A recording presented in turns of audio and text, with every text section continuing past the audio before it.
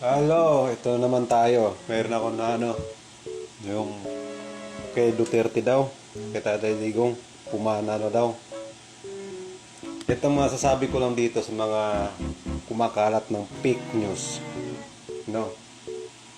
Kayo, wala kayong magawa sa buhay, kundi paninira sa isang tao. No? Bakit nyo sinisiraan nyo si Tatay Digong na patay na? Kung yung nagpo-post dyan na patay na, baka yung nagpo-post siguro, patay na siguro yun. No? Mga inayo pa kayo, wala kayong may tulong sa bansa natin. Puro kayo kabalastugan, puro kayo sakit sa ulo. Ha? Sa halip na tutulungan yung Pilipinas, dinidiin nyo pa na ganito ganyan. Patay na si dating Pangulo. Mahiya kayo. Ha? Dapat hindi nyo ginawa yan sa ating Pangulo. Respeto nyo yan, yung tao na yun. Di ba? Lahat ng kumakalat, nagchichismis dito na patay na si Tatay Digong. Baka yaw ang namatay na. Ha? Masakit dito, dinamay nyo yung lahat ng pamilya ng Duterte. Di ba? May iba dyan nakisaw-saw pa. Oh. Bakit yung BBM nyo, nakatulong ba yan dito sa bansa natin? Ha? Ito, nanawagan ko sa mga supporters ni Tatay Digong. Kung sino man nakapanood ng video nito, i-share nito para alam ng ibang tao. Tsaka dito, yung nagko-comment dito, kung BBM, tumigil na kayo. Diba? Kung ayaw mo sa video namin, skip ninyo. Huwag niyong panoorin. Diba? Oh. Nung kasagsagan pa ni dating Pangulo Duterte, nakikinabang din kayo eh. Diba? Oh. Nakikinabang din kayo. Nung pandemya. Andun kayo eh, nanghihingi kayo ng pagkain ng ating gobyerno eh. Nanghihingi kayo ng suporta. Tapos ganun ang gagawin ninyo. Ay, nako. Ha? Yung Pangulo ninyo, walang nagawa eh. Puro travel na lang eh. Oh. Nasaan na yung pangako niya? Ha? Nabudol kayo eh. Ha? Nabudol kayo sa pangako niya. Nagagawing 20 pesos. May nagsasabi doon, magtrabaho ka. Uy, ulol! Ipapano yung ibang tao? Walang trabaho. Ha? Oh.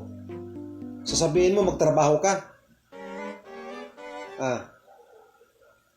Nasasabi mo lang kasi marami kang pera, marami kang marami kang pondo.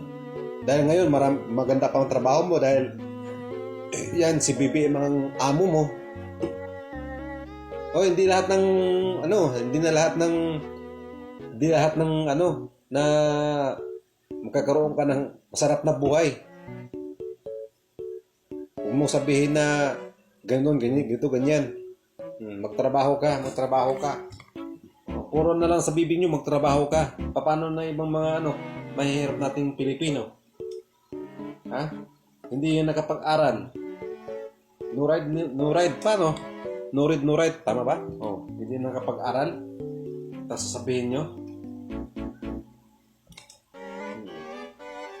Yun ang isipin nyo mabuti. Hindi ka nakatulong sa ating bansa. Puro kayo nakisaw-saw dito sa social media. Sa halip na tutulungan itong bansa natin na naghihirap, kaya maraming Pilipino nag-ibang bansa eh. Dahil dito eh. Di ba? Kung tutusin nga, mas patay dito eh. Mas pabor pa ang Pilipinas, marami pang tawag doon. Mayaman tayo dito. So totoo lang mayaman ang Pilipinas, kundi lang sa korupsyon. Kung bakit pumapasok yung mga Chinese dito, yung Pangulo niyo din ang nagsasabi na magbi-business kayo dito para makalikom din ng pera ng Pilipinas. O di ba? Sa kanya naman ang gagaling yun eh. Sipin mo ha. Siya nag-alok ng mga businessman.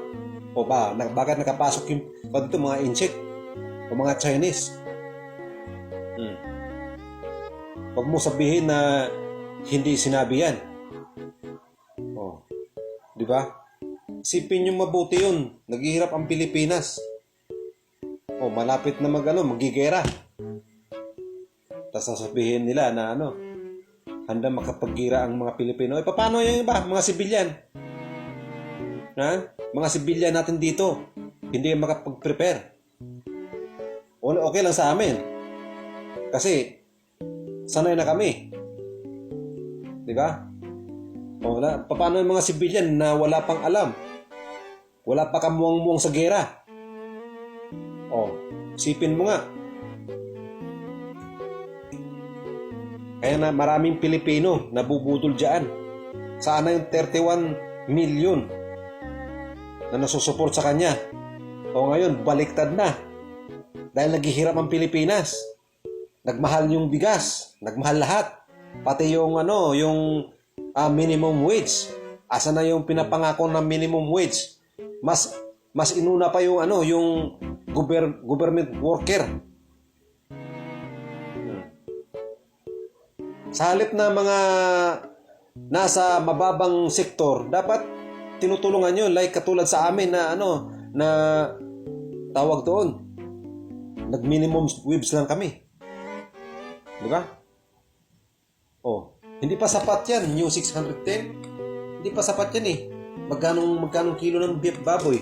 Palagay natin nasa 400. O bigas pa. Pamasahe mo araw-araw. Di ba? Kulang pa yan. Yung 610 mo. Pabor lang sa mga mga government employee. Di ba? Pabor yan sa mga government employee. Malaki ang kita. Samantala kami, yung mga kapwa namin kapwa natin mga worker, nag-minimum lang, above minimum, di kulang lang din yan. Kaya ang Pilipinas ngayon walang matinong umuupo sa sa gobyerno. Puro kurakot. Ito kung sino nakapanood nito, wag nyo akong ibas. Totoo naman sinasabi ko Kapanggigil kayo. Di ba? Yung dating Pangulo, sinasabi niyo patay na. Patay na. Anak ng tipaklong naman to. Magkano ba binayad sa inyo? Magkano binayad sa inyo? Para sasabihin na patay na si Tatay Digong? Maayos kayo. Wala kayong nagawang matinong buhay sa social media kundi paninira ng isang tao na naglingkod sa tapat. Yung Pangulo nyo, hindi naglilingkod ng tapat yan. Puro yan. Puro kabulastugan, puro kurakot. Lahat yan mga na nakaupo sa gobyerno. Kurakot kayo. Kayo lang din ang yumayaman. Mga hinayong pa kayo.